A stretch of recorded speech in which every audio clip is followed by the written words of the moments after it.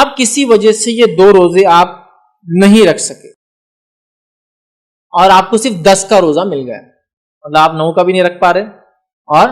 11 کا بھی نہیں رکھ پا رہے کسی بھی وجہ سے، تو کیا ہم 1 روزہ رکھ سکتے ہیں؟ یہ تو ہاں، یہ خالی 1 روزہ بھی رکھا جا سکتا ہے انشاءاللہ، اس میں کوئی مسئلہ نہیں ہے۔ یاد رکھیں کسی وجہ سے اگر آپ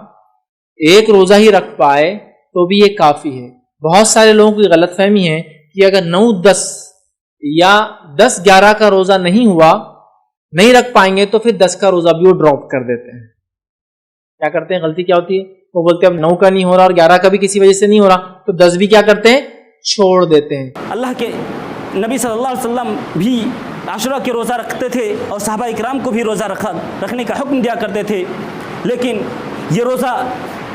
یہود و نصارہ بھی رکھا کرتے تھے، اسی لیے اللہ کے نبی صلی اللہ علیہ وسلم نے اس کی مخالفت کی وجہ سے فرمایا کہ ہم محرم کے 9ویں دن کا یعنی 9 محرم اور 10 محرم کا بھی روزہ رکھیں گے۔ حضرت عبداللہ بن عباس رضی اللہ تعالیٰ عنہ بیان کرتے ہیں کہ اللہ کے نبی صلی اللہ علیہ وسلم یہ بات فرما کر اسی سال انتقال کر گئے، لہذا ہمیں عاشورہ کے دن کے ساتھ 9 محرم کا بھی روزہ رکھنا چاہیے۔ سامعین، وقال النبی صلی اللہ علیہ وسلم السنۃ 12 شہرا منها 4 حرم 3 متوالیات ذو القعدہ وذو الحجہ والمحرم ورجب المضر الذي بين جمادى والشعبان۔ وقال النبي صلى الله عليه وسلم في مقام آخر افضل الصيام بعد رمضان شهر الله المحرم وافضل الصلاة بعد الفریضہ صلاة الليل۔ معزز سامعین، سب سے پہلو صلی اللہ رب العالمین کی حمد و ثنا، تعریف و توصیف، بڑائی و کبریائی، جس نے ہمیں اور آپ کو پیدا کیا اور ہمیں اشرف المخلوقات کی حیثیت سے اس جہان میں بھیجا اور ہماری رشد و ہدایت کے لیے بے شمار انبیاء علیہ السلام کو مبعوث کیا۔ درود و سلام کی بارش ہو تمام انبیاء و رسول علیہ السلام پر، خاص کر ہماری آخری لیڈر تاجدر مدنی احمد مصطفیٰ محمد مصطفیٰ پر، اللہم صلی وسلم وبارک علیہ۔ سامعین، جیسا کہ میں نے آیت کریمہ کا تلاوت کیا، اس کے بعد 2 حدیثیں پڑھیں۔ اس آیت اور حدیث سے ہم جس موضوع کے تحت کچھ باتیں آپ حضرات کو کے سامنے پیش کرنے کی جسارت کر رہا ہوں، وہ ہے ماہ محرم اور یوم عاشورہ۔ سامعین، ہمیں اور آپ کو معلوم ہے کہ یہ جو مہینہ گزر رہا ہے اور جن ایام سے ہم گزر رہے ہیں، یہ مہینہ محرم کا مہینہ ہے، یہ عظیم الشان مہینہ ہے، جس کی کتاب و سنت میں بے شمار اہمیت و فضیلت کا ذکر کیا گیا ہے۔ جیسا کہ اللہ تبارک و تعالیٰ نے فرمایا، ان عدۃ الشہور عند اللہ 12 شہرا فی کتاب اللہ یوم خلق السماوات والارض منها 4 حرم ذلک الدین القیم فلا تظلموا فیہن انفسکم۔ بے شک اللہ رب العالمین کے نزدیک مہینوں کی تعداد 12 ہے، اور یہ تعداد اب سے نہیں بلکہ جب سے اللہ رب العالمین نے زمین و آسمان کو پیدا کیا تب سے مہینوں کی تعداد 12 ہی ہے، اور ان 12 مہینوں میں سے 4 حرمت والے مہینے ہیں۔ لہذا اللہ تبارک و تعالیٰ نے 4 حرمت والوں مہینوں کا ذکر کرنے کے بعد فرمایا، فلا تظلموا فیہن انفسکم، تم ان مہینوں میں یعنی ان حرمت والے مہینوں میں اپنے نفسوں پر، اپنی جانوں پر ظلم نہ کیا کرو۔ سامعین، اب ہمیں یہ پتہ کرنا چاہیے، ہمیں یہ معلوم ہونا چاہیے کہ وہ حرمت والے مہینے کون کون سے ہیں؟ اس کی بھی وضاحت اللہ کے نبی صلی اللہ علیہ وسلم نے ایک حدیث میں کی. فرمایا السنۃ 12 شہرا کہ سال 12 مہینوں کا ہوتا ہے. منہا 4 حرم، ان میں سے یعنی 12 مہینوں میں سے 4 مہینے حرمت والے ہیں. وہ حرمت والے مہینے کون کون سے ہیں؟ فرمایا ثلاثۃ متوالیات، 3 پے در پہ ہیں. فرمایا ورجب المدر الذی بین جمعہ و شعبان، اور رجب کا مہینہ جو جمعہ ثانیہ اور شعبان کے درمیان ہے. سامعین، ہمیں یہ بھی معلوم ہوا کہ حرمت والے 4 مہینے کون کون سے ہیں. اس کے بعد یہ 3 مہینے حرمت والے پے در پے اور چوتھا اکیلا، اس کی حکمت کیا ہے؟ حافظ بن کثیر رحمۃ اللہ علیہ نے اس کی حکمت بیان کرتے ہوئے فرمایا کہ لوگ ذوالحجہ یعنی ذوالقعدہ میں حج کے لیے نکلتے تھے، اسی لیے زمانہ جاہلیت میں بھی لوگ جنگ و جدال، قتل و قتال کو روک دیتے تھے تاکہ لوگ امن و شانتی کے ساتھ بیت اللہ کی طرف پہنچ سکے اور وہاں جا کر حج کی ادائیگی کر سکے. اور دوسرے مہینے کی حکمت یہ بھی فرمایا کہ لوگ اس یعنی ذوالحجہ میں لوگ حج ادا کرتے ہیں، اور تیسرے مہینہ یعنی محرم کا مہینہ اس کے بعد ایک اور مہینے کو حرمت والا قرار دیا تاکہ لوگ امن و شانتی کے ساتھ اور صحیح سالم اپنے گھروں کو واپس ہو جائے. اور چوتھا مہینہ جو اکیلا ہے وہ مہینوں کے یعنی سال کے بیچ میں اس وجہ سے حرمت والا قرار دیا گیا تاکہ لوگ جنگ و جدال کو چھوڑ کر، قتل و قتال کو چھوڑ کر عمرہ اور زیارت بیت اللہ کی نیت سے خانہ کعبہ کی زیارت کر سکے امن و شانتی کے ساتھ. سامعین، میں نے جو آیت کریمہ تلاوت کیا تھا اس میں اللہ رب العالمین نے حرمت والوں مہینے کو ذکر کرنے کے بعد فرمایا فلا تظلموا فیہن انفسکم، کہ تم اپنے جانوں پر، اپنے نفس پر ان مہینوں میں ظلم نہ کیا کرو. سامعین، اس ظلم سے مراد کیا ہے؟ اس ظلم سے ایک مراد تو یہ ہے کہ لوگ جنگ و جدال سے، قتل و قتال سے باز آ جائیں، یعنی ایک دوسرے سے لڑائی جھگڑا نہ کریں. جیسا کہ اللہ تبارک و تعالیٰ نے اپنے کلام مجید کے اندر فرمایا یسألونک عن الشہر الحرام قتال فیہ قل قتال فیہ کبیر، کہ لوگ اللہ کے نبی صلی اللہ علیہ وسلم سے پوچھتے ہیں کہ حرمت والے مہینے میں قتل کرنا، لڑائی کرنا، جنگ و جدال کرنا کیسا ہے؟ تو اللہ رب العالمین نے اللہ کے نبی صلی اللہ علیہ وسلم کو حکم دیا کہ آپ جواب دیجئے کہ ان مہینوں میں یعنی ان 4 حرمت والے مہینوں میں جنگ و جدال کرنا، قتل و قتال کرنا یہ بہت بڑا گناہ ہے. سامعین، ایسے تو سال کے 12 مہینوں میں جنگ و جدال، قتل و قتال اور گناہ، فسق و فجور کے کاموں سے ہمیں باز رہنا چاہیے، لیکن ان 4 مہینوں میں خصوصاً ہمیں جنگ و جدال سے یعنی اپنے نفس پر ظلم کرنے سے، قتل و قتال سے منع کیا گیا. اس کی وجہ یہ ہے کہ اس مہینے کی یعنی ان 4 مہینوں کی اہمیت اور ان 4 مہینوں کی فضیلت کی وجہ سے ہمیں ان 4 مہینوں میں جنگ و جدال سے منع کیا گیا ہے. سامعین، اسی طرح ظلم سے مراد ہمیں اللہ رب العالمین کی نافرمانی سے اجتناب کرنا چاہیے، اور اللہ رب العالمین کی نافرمانی سے اجتناب کرتے ہوئے اعمال صالحہ اور نیک اعمال پر زیادہ سے زیادہ ہمیں زور دینا چاہیے.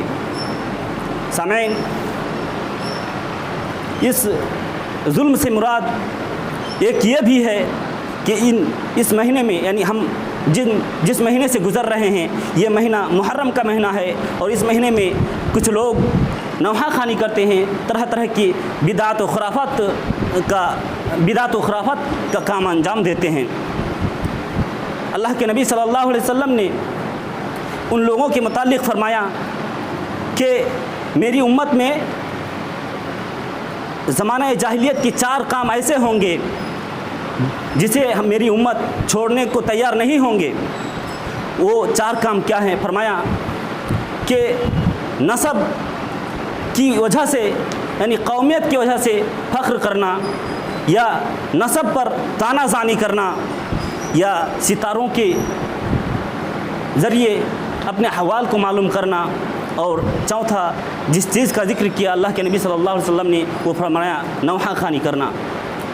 اور آگے اللہ کے نبی صلی اللہ علیہ وسلم نے فرمایا اگر کوئی عورت نوحہ کرتی ہے اور اس کے بعد توبہ نہیں کرتی وہ، تو ایسی عورت پر بیماری اور طرح طرح کی عذاب نازل ہوگی۔ سامعین، اور نوحہ خوانی کرنے والوں کے متعلق اللہ کے نبی صلی اللہ علیہ وسلم نے فرمایا کہ من لطم الخدود وشق الجیوب لیس منا، کہ وہ شخص ہم میں سے نہیں ہے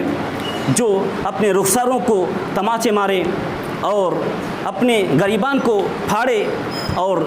زمانہ جاہلیت کی پکار جیسا پکارے۔ یعنی اس مہینے میں کچھ لوگ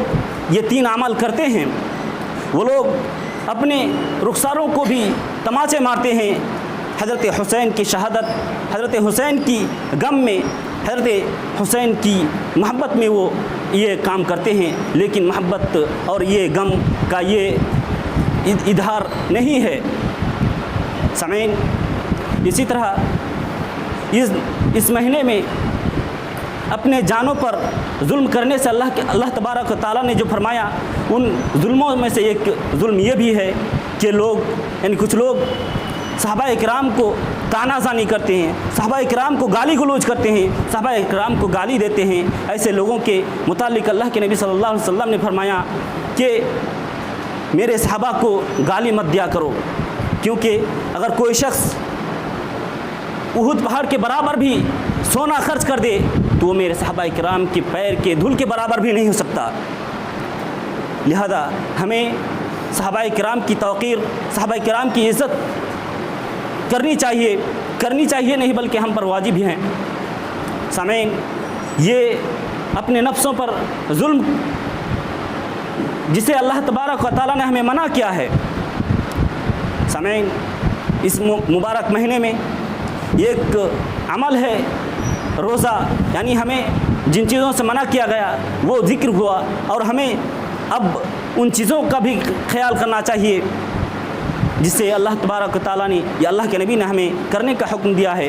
سامعین، اس مبارک مہینے یعنی محرم کے روزے کی اہمیت و فضیلت یہ ہے کہ اللہ کے نبی صلی اللہ علیہ وسلم نے فرمایا افضل الصیام بعد رمضان شہر اللہ المحرم، کہ رمضان کے بعد اگر کوئی کسی روزے کی اہمیت ہے تو وہ محرم کے مہینے کی روزے کی اہمیت ہے۔ وہ افضل الصلاۃ بعد الفریضہ صلاۃ اللیل، اور فرض نمازوں کے بعد افضل نماز تہجد صلاۃ اللیل ہے۔ سامعین، حضرت عبداللہ بن عباس رضی اللہ تعالیٰ عنہ بیان کرتے ہیں کہ اللہ کے نبی صلی اللہ علیہ وسلم یعنی وہ بیان کرتے ہیں کہ میں نے اللہ کے نبی صلی اللہ علیہ وسلم کو کسی دین کو کسی دوسرے دین پر فوقیت دیتے ہوئے نہیں دیکھا سوائے یوم عاشوراء، یعنی سوائے محرم کے یا یوم عاشوراء کے اور ماہ رمضان کے۔ اسی طرح حضرت عائشہ رضی اللہ تعالیٰ عنہ بیان کرتی ہیں کہ قریش زمانہ جاہلیت میں بھی عاشوراء کے روزہ رکھا کرتے تھے، تو اللہ کے نبی صلی اللہ علیہ وسلم بھی عاشوراء کے روزہ رکھتے تھے۔ پھر جب اللہ کے نبی صلی اللہ علیہ وسلم مکہ سے مدینہ ہجرت کیے، مکہ سے مدینہ آئے، تو آپ صلی اللہ علیہ وسلم اس وقت بھی عاشوراء کے دن کا روزہ رکھا کرتے تھے، اور جب رمضان کے روزے فرض ہوئے تب اللہ کے نبی صلی اللہ علیہ وسلم نے عاشوراء کے دن کے روزے میں اختیار دیا کہ جو شخص چاہے عاشوراء کا روزہ رکھے اور جو شخص نہ چاہے وہ نہ رکھے۔ حضرت ربیع بن معبد رضی اللہ تعالیٰ عنہ بیان کرتی ہیں کہ اللہ کے نبی صلی اللہ علیہ وسلم جب مدینہ تشریف لائے تو مدینہ کے آس پاس کی بستیوں میں اللہ کے نبی صلی اللہ علیہ وسلم نے حکم بھیجوایا کہ جا کر لوگوں کو کہہ دو کہ عاشوراء کے روزہ رکھے۔ حضرت ربیع بنت معبد رضی اللہ تعالیٰ عنہ بیان کرتی ہیں کہ جب اللہ کے نبی صلی اللہ علیہ وسلم نے یہ حکم دیا تو لوگ خود روزہ رکھتے تھے اور اپنے بچوں کو بھی روزہ رکھنے کا حکم دیتے تھے، روزہ رکھواتے تھے، اور اگر بچے بھوک کی وجہ سے روتے تو انہیں کھلونا دیا کرتے تھے تاکہ وہ شام تک بھولا رہے اور روزہ مکمل کر لے۔ اسی طرح حضرت عبداللہ بن عباس رضی اللہ تعالیٰ عنہما ہی ایک دوسری حدیث میں بیان کرتے ہیں کہ اللہ کے نبی صلی اللہ علیہ وسلم جب مدینہ آئے اور وہاں کے لوگوں کو روزہ رکھتے ہوئے دیکھا تو اللہ کے نبی صلی اللہ علیہ وسلم نے پوچھا، یعنی مدینے میں یہود لوگ رہا کرتے تھے، تو اللہ کے نبی صلی اللہ علیہ وسلم نے پوچھا کہ یہ کیسا روزہ ہے؟ تو ان لوگوں نے کہا کہ عاشورہ کے دن اللہ تبارک و تعالیٰ نے حضرت موسیٰ علیہ السلام کو اور ان کی قوم کو فرعون سے نجات دیا تھا، اسی کی وجہ سے شکرانے کے طور پر ہم اس دن کا روزہ رکھتے ہیں۔ تو اللہ کے نبی صلی اللہ علیہ وسلم نے فرمایا کہ ہم کیوں نہ رکھیں، ہم تو حضرت موسیٰ سے تم سے زیادہ قریب ہیں۔ سامعین، اب آئیے ہم عاشورہ کے روزہ کس دن رکھیں اس کو بھی جان لیتے ہیں، تو اور اس کی فضیلت کیا ہے۔ حدیث میں ہے کہ اللہ کے نبی صلی اللہ علیہ وسلم سے پوچھا گیا عاشورہ کے روزے کے بارے میں، تو اللہ کے نبی صلی اللہ علیہ وسلم نے فرمایا کہ یکفر السنۃ الماضیہ، کہ عاشورہ کے ایک دن کا روزہ گزشتہ یعنی پچھلا 1 سال کی گناہوں کو مٹا دیتا ہے، پچھلے 1 سال کے گناہوں کو معاف کرا دیتا ہے۔ پچھلے 1 سال کے گناہوں سے مراد کبیرہ گناہ نہیں بلکہ صغیرہ گناہ ہے۔ اب اللہ کے نبی صلی اللہ علیہ وسلم بھی عاشورہ کے روزہ رکھتے تھے اور صحابہ اکرام کو بھی روزہ رکھنے کا حکم دیا کرتے تھے، لیکن یہ روزہ یہود و نصارہ بھی رکھا کرتے تھے، اسی لیے اللہ کے نبی صلی اللہ علیہ وسلم نے اس کی مخالفت کی وجہ سے فرمایا کہ ہم محرم کے 9ویں دن کا یعنی 9 محرم اور 10 محرم کا بھی روزہ رکھیں گے۔ حضرت عبداللہ بن عباس رضی اللہ تعالیٰ عنہ بیان کرتے ہیں کہ اللہ کے نبی صلی اللہ علیہ وسلم یہ بات فرما کر اسی سال انتقال کر گئے، لہذا ہمیں عاشورہ کے دن کے ساتھ 9 محرم کا بھی روزہ رکھنا چاہیے۔ سامعین، 9 محرم اور 10 محرم کا روزہ رکھنے کی توفیق دے اور اس مہینے میں زیادہ سے زیادہ نیک اعمال کرنے کی توفیق دے۔ وما علینا